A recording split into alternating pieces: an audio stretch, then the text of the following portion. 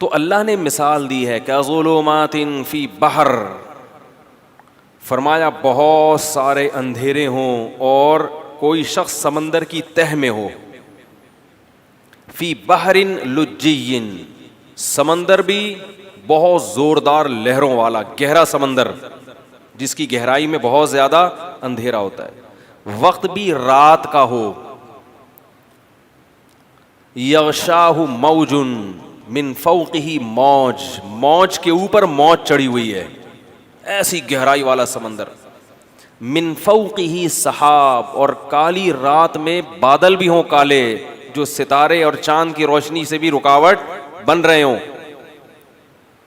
اور اندھیرے کا یہ عالم ہے اذا اخرج یدہ لم یکد یراہا، جب اپنا ہاتھ نکال کے وہ دیکھنا چاہتا ہے تو اس بات کا کوئی امکان ہی نہیں ہے کہ ہاتھ بھی دیکھ سکے، یعنی کہ ہاتھ دیکھ نہیں پا رہا، یہ ممکن ہی نہیں ہے، اس کا بھی تصور نہیں ہے۔ تو بیان القرآن میں یہ لکھا ہے، اس میں بلاغت کے نکات بھی ہوتے ہیں، انہوں نے لکھا ہے کہ ہاتھ کی مثال اللہ نے کیوں دی ہے، اذا خرج یدہ، اللہ نے کہا کہ اتنا اندھیرا ہے کہ ہاتھ نکال کے دیکھنا چاہے تو وہ بھی نظر نہیں آتا، فرمایا اس لیے کہ ہاتھ کو اپنے حساب سے قریب اور دور کر سکتے ہیں، بعض لوگوں کی دور کی نظر کمزور ہے، بعض کی قریب کی نظر کمزور ہے، ہاتھ کے علاوہ جو ہے نا، ہاتھ جب آپ ایسے کریں، ایسے کر لو، تھوڑا دور کر لو، یوں آنکھیں پھاڑ کے تھوڑا سا، اور اپنے حساب سے مینج کر سکتے ہو آپ اس کو، اپنا ہاتھ بھی اگر سجائی نہیں دے رہا کس قدر اندھیرا ہوگا۔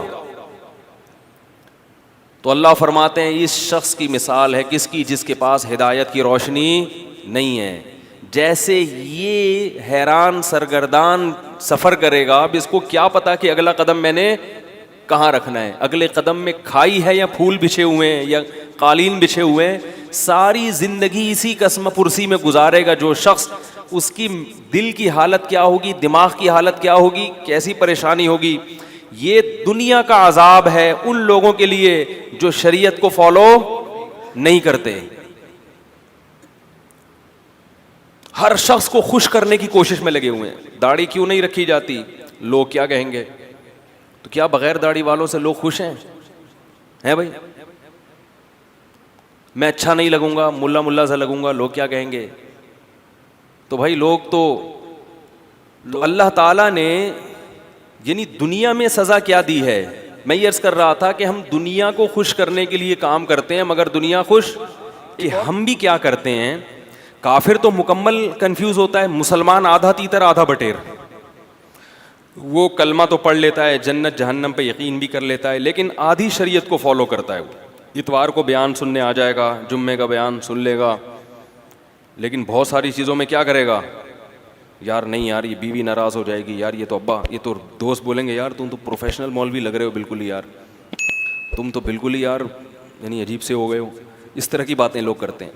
تو ایسے لوگ یہ سمجھتے ہیں کہ ہم لوگوں کو خوش کر کے سکون کی زندگی گزاریں گے، حالانکہ وہ سکون کی زندگی نہیں گزار سکتے۔ کیوں؟ قرآن نے اس کو بڑا اچھی مثال سے سمجھایا ہے، فرمایا ضرب اللہ مثلا رجلا فیہ شرکاء متشاکسون ومثلا ورجلا سلما لرجل، فرمایا بتاؤ ایک آدمی ایسا ہے جس کے کئی آقا ہوں، کئی محبوب ہوں، اور وہ کئی محبوب بھی ایسے ہیں جن کے مزاجوں میں آپس میں بڑا اختلاف ہو، کئی محبوب ایسے ہیں جن کے مزاجوں میں آپس میں، مثال دیتا ہوں، کسی کی 4 بیویاں اور چاروں اپوزٹ دماغ کی ہیں، تو وہ ڈپریشن کا مریض بنے گا کہ نہیں بنے گا؟ چاروں کو خوش رکھنا اس کے لیے ممکن ہوگا ہی نہیں، چاروں کا مزاج بالکل الگ، چاروں پھڈے باز، وہ کہتی ہے میری دعوت قبول کرو، میرے ہاں ناشتہ کرو، وہ کہہ رہی ناشتہ آپ نے میرے یہاں ہی کرنا ہے، تیسری کہہ رہی ہے ناشتہ تو آپ کا باپ بھی میرے یہاں کرے گا، چوتھی کہہ رہی ہے ناشتہ روزانہ کس کے گھر ہوگا، میرے گھر۔ ایک کے ابا ایس ایچ او ہیں، ایک کے ڈی ایس پی، ایک کے آرمی میں کرنل ہیں، اور ایک کے ابا علاقے کے ناظم ہیں بھائی، اور ہول سیل کے حساب سے سالے بھی ہیں۔ اب چاروں کا مطالبہ کیا ہے، ناشتہ کس کے یہاں ہوگا؟ آپ کہو گے بھائی ناشتہ تمہارے ہاں، لنچ تمہارے ہاں، ڈنر تمہارے ہاں، کوشش کرو گے نا؟ نہیں، متشاکسون، جھگڑالو، نہ ضدی، بول دیا ناشتہ آپ نے کہاں کرنا ہے، ادھر کرنا ہے۔ بڑھے گا کہ نہیں بڑھے گا یہ ٹینشن سے. بولے گا بھائی 4 پراٹھے تھوڑی کھا سکتا ہوں میں, چلو ادھر بھی ناشتہ کر لیا, ادھر بھی کر لیا, ادھر بھی, پھر لنچ میں یہی پھڈے بازی. تو چاروں کو خوش رکھ سکتا ہے؟ بولو بھائی, نہیں رکھ سکتا. ایک کہہ رہی مجھے اپنے ساتھ سفر پہ لے کے جاؤ, دوسری کہہ رہی اس دفعہ سفر پہ میں نے جانا ہے, تیسری کہہ رہی اس دفعہ تو ان دونوں نے جانا, میں نہیں جانا ہے.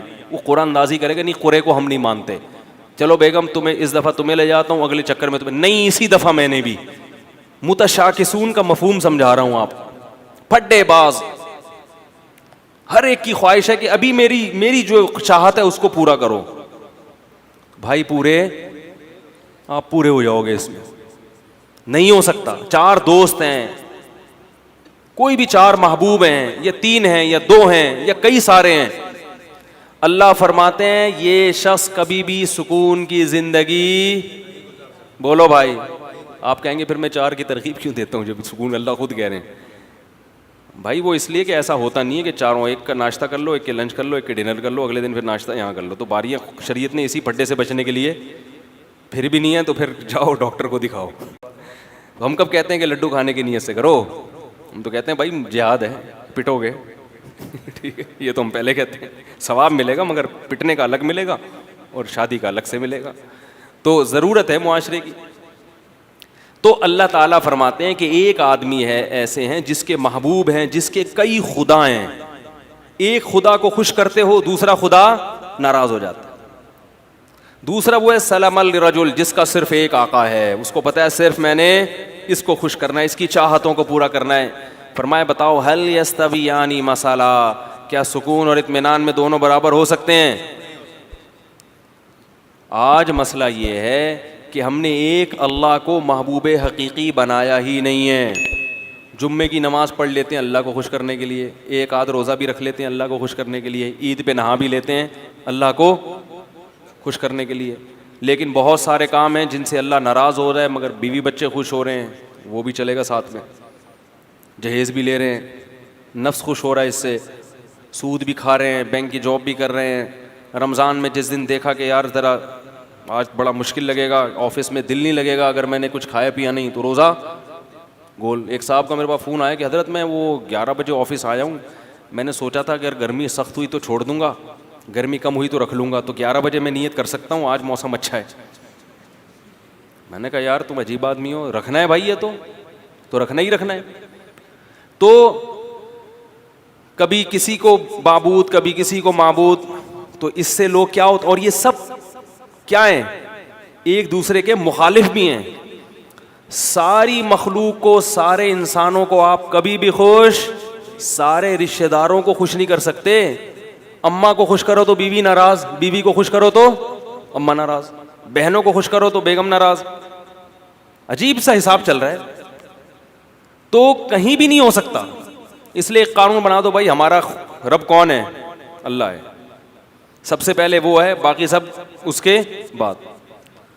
ناراض ہوتے ہو تو ہوتے رہو, تم نے بھی مر کے مٹی ہو جانا ہے, ہم نے بھی مر کے مٹی. عزت کرو گے تو اچھی بات ہے, نہیں کرتے تم نے بھی مٹی. جنہوں نے عزت کی ہے فرعون کی ہے بھائی, وہ فرعون بھی گیا اور وہ عزت کرنے والے بھی گئے. فرعون غرق نہ بھی ہوتا تو بھی اب تک تو ویسے ہی مر چکا ہوتا. تو وہ رنگ رلیوں پہ زمانے کی نہ جانا اے دل, یہ خزاں ہے جو بانداز بہار آئی ہے. جتنی مردی عزت ہو شہرت ہو, مٹی میں دفن کرنے کے بعد نا 2-4 دن کے بعد کوئی بھی یاد نہیں کرتا. ایسی دنیا کی حقیقت ہے. شہرت سے تو کبھی بھی متاثر نہیں ہونا چاہیے, اپنی بھی یا کسی اور کی بھی. بڑے بڑی لوگ آئے ہیں دنیا میں, بڑی بڑی شہرتیں حاصل ہوئی ہیں, غائب مرے تو 2-4 دن لوگ روئے ہائے ہوئے کیا ختم کہانی. تو اس لیے سب سے زیادہ مزے کی زندگی میں وہ ہے جس نے ایک اللہ کو اپنا رب بنا لی. وہ کہہ دے کر لو, کوئی روک نہیں سکتا اس کام سے. وہ کہے نہیں کرو, کوئی کروا کے نہیں, کسی میں دم ہے تو کروا کے دکھائے. میں جب وزیر آباد گیا, پرانی بات ہے, یہ واقعات سنانے کا مقصد کوئی اپنی قصے کہانیاں نہیں, جو بات قرآن کی بتانا چاہ رہا ہوں وہ دل میں بیٹھ جائے. میں جب وزیر آباد گیا نا تو وہاں وہ لوگ بھی سنتے میرا بیان, تو وہ یہ پرانی بات ہے, تقریباً 13-14 سال پرانی. تو انہوں نے 1 مہینہ رمضان کا میں نے وہاں گزارا, وہ میرے درس ہوئے, انہوں نے بڑا میرے درس کو پسند کیا. تو انہوں نے مجھے کہا کہ آپ یہیں ٹھہریں, اب آپ یہاں امامت بھی کریں اور یہاں خطابت بھی, ہم آپ کو اتنی تنخواہ دیں گے, حج کرائیں گے, یہ کریں گے, بڑا بھاری بھرکم لالچ. میں نے کہا نہیں, میں تو کراچی واپس جاؤں گا. میں نے کہا نہیں, میں تو, بچے بھی تھے میرے ساتھ, بہت اکرام کیا انہوں نے, واقعی بڑا اکرام کیا. وزیر آباد میں ایک مسجد ہے دارا کبوترا کے نام سے, وہ لوگ سنتے ہیں کبھی کبھار بیان تو سن رہے ہوں گے. یعنی 1 مہینہ میں نے اپنے گھر سے کھانا, کہتے ہیں 1 مہینہ نہیں کھائے, کوشش کے باوجود کہ بھائی آج ہم زبردستی مقابلے بازی, صبح سحری میں کھڑے ہوتے تھے, یہ دودھ لے کے دہی لے کے, بھائی خود بنانے دو یار گھر میں, عادت خراب ہو جائے گی. نہیں, پھر وہ افطاری میں پھر کھانا, وہ بھائی مزے ہی موجہ ہی موجہ. پنجاب والے ماشاءاللہ کھلانے پلانے میں, کراچی والے بھی کھلاتے ہیں, کہ پنجاب والے کھاتے بھی ہیں نا, تو جو اب وہ اپنے حساب سے پھر کھلاتے ہیں. کراچی والا دو نہیں والے, وہ خود بھی پیٹ بھر جائے گا اس کا, آپ کو بھی وہ سمجھے گا پیٹ بھر گیا, سامنے والے صحتیں نہیں ہیں یہاں پہ. تو اب کیا ہوا ہے کہ وہ روزانہ صبح مجلس ہوتی, میرا درس کے بعد وہ بیٹھتے, بھائی آپ یہاں ٹھہرے, میں کہتا نہیں مجھے جانا ہے وغیرہ وغیرہ. 15 دن انہوں نے زور لگایا, انہوں نے دیکھا ٹکنے کا نام ہی نہیں لے رہا. انہوں نے کہا آپ کو پرابلم کیا ہے؟ میں نے کہا بھائی میں, جو میرے استاذ ہیں, جو میرے شیخ و مرشد ہیں, میں ان کا آدمی ہوں. میں کیا ہوں؟ میں ان کا آدمی ہوں. جب میں مدرسے میں آیا تھا تو میں نے اپنے آپ کو ان کے حوالے کر دیا تھا, کہ اب اپنی لگام ہم نے ان کے ہاتھ میں پکڑا دی, کیونکہ ان پر اعتماد تھا. ایسے ہی کسی کے ہاتھ میں نہیں لگام پکڑائی جاتی, پہلے ان کو پرکھا اچھی طرح, بھائی ان میں دنیا کی محبت نہیں ہے اور علم بھی ان کا کامل ہے. تو اب ہم بچے ہیں, ہم بجائے اس کے کہ اپنی زندگی کو خود متعین کریں, کسی بڑے کے حوالے کر دو.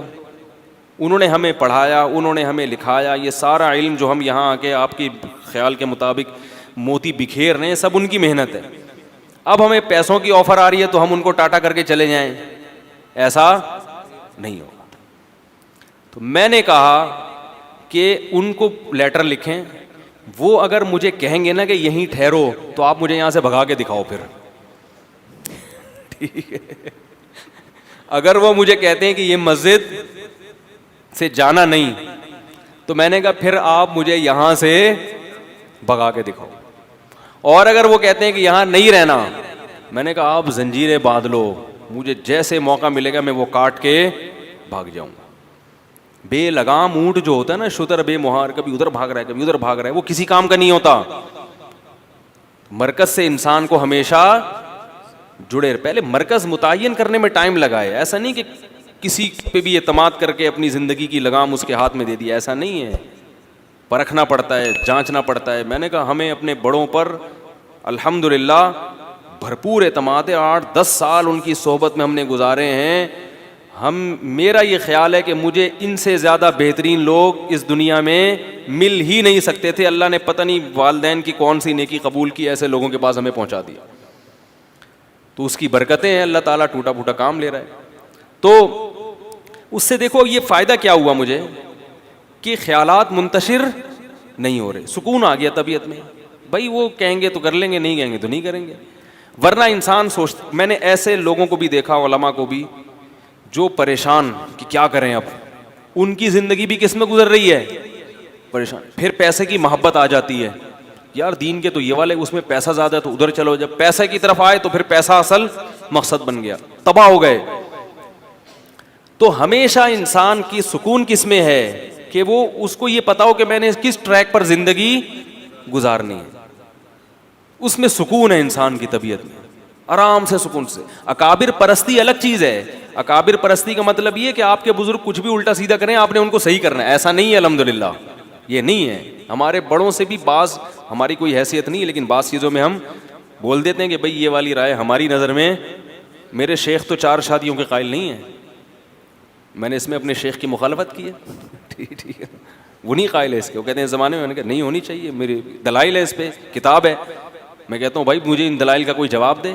شیخ کے بارے میں یہ تصور کہ بھائی وہ دوسرے کاموں میں مشغول ہیں, دین کے کاموں میں, ان کو اس ٹاپک پر سوچنے کا موقع اگر وہ سوچتے تو وہ بھی یہی کہتے ہیں جو میں کہہ رہا ہوں. نہیں موقع ملا تو چھوڑو ان کو اپنے حال پہ, آپ اپنا چلو. لیکن ان کا بھی ظرف اتنا بڑا ہے کہ ان کو بھی پتا ہے کہ اس کی ایک اس بارے میں رائے ہے، اور جو چیز حلال ہے اس میں وہ پابندی. تو یہ بھی تو سلیکشن ہے نا ہماری، کہ ایسے لوگوں کو ہم نے سلیکٹ کیا ہے. ان کو بھی پتا ہے کہ حدود سے، مرید کو اپنے حدود اللہ سے باہر. بعض شیخ کیا کرتے ہیں، مرید نے شادی کی خانقاہ سے کک آؤٹ، یا مرید نے کوئی ٹوپی ٹرینڈ نہیں کروائی تو خانقاہ سے کک آؤٹ. تو بھائی یہ ٹرینڈ وینڈ یہ جو ہے شریعت تھوڑی ہے یہ، تو حدود اللہ پر قائم. خیر، تو سکون کس میں ہے؟ سکون ایک کو بڑا بنانے میں، اور وہ اصل کون ہے؟ اللہ. اس کو بڑا بنا لو، زندگی خدا کی قسم بڑی مزے کی گزرے گی. حضرت معاویہ رضی اللہ تعالی عنہ نے حضرت عائشہ رضی اللہ تعالی عنہا کو خط لکھا کہ اے، یعنی اپنی ماں کہہ کے خطاب کیا کہ آپ مجھے کوئی نصیحت کریں. حضرت عائشہ تو حضرت معاویہ سے عمر میں بہت چھوٹی تھیں، مگر جانتے تھے کہ پیغمبر کی زوجہ ہیں اور ہماری ماں ہیں، تو ان سے نصیحت لے رہے ہیں. فرمایا نصیحت مختصر ہو، جامع ہو، مختصر ہو. حضرت عائشہ نے نصیحت کی کہ جو لوگوں کو خوش کرنے کے لیے اللہ کو ناراض کرتا ہے، اللہ اس کو لوگوں کے حوالے کر دیتے ہیں، اور پھر لوگ بھی اس سے خوش نہیں ہوتے. اور لوگوں کی ناراضی کی پرواہ کیے بغیر اللہ کی رضا میں لگا رہے تو لوگ بھی کیا ہو جاتے ہیں؟ بالآخر خوش ہو جاتے ہیں. اس طرح کا مفہوم ہے، پورے الفاظ نہیں ہیں یہ. تو ایک کو اگر اللہ خدا بنا لیا جائے نا، بس وہی ہے، تو سب سے پہلا فائدہ کیا ہوتا ہے؟ زندگی میں سکون. آپ کو منزل کا پتہ چل جاتا ہے.